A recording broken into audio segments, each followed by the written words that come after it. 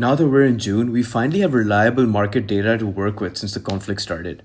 The reason May's data matters so much is because property transactions only show online once the transfer is actually complete.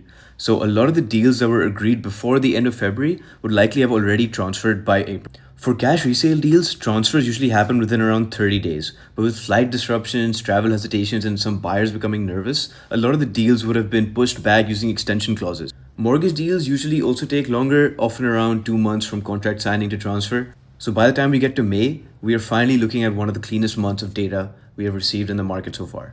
In May 2025, off-plan sales were at 9,433 transactions. By February 2026, they had increased to 10,555. That's a rise of around 12%. But by May 2026, off-plan transactions had dropped to 7,600. That's a fall of roughly 28% from February. Now look at the rarity properties or resale market. In May 2025, resale transactions were at 4,252. By February 2026, they had jumped to 6,450. That's an increase of almost 52%. But by May 2026, resale transactions fell to 2,879. That's a drop of around 55%. So yes, both markets have slowed down. But resale has clearly taken a bigger hit, and that makes sense.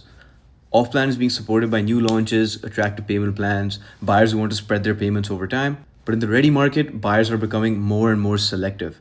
They're negotiating harder, waiting longer, and they're not rushing into overpriced secondary units the way that they were before. Now look, this does not mean that the Dubai real estate market is crashing. A crash would be when prices fall. But it does show that the market is changing. The hype phase is slowing down. Buyers have way more power than they had before, and the opportunity now is not in buying anything and hoping that it goes up. Which, by the way, was starting to become the situation before the conflict. As a buyer, you need to understand where demand is still strong and where sellers are motivated and which projects still make sense at today's prices. If you'd like a consultation on what works and why, just let me know and let's book in a meeting.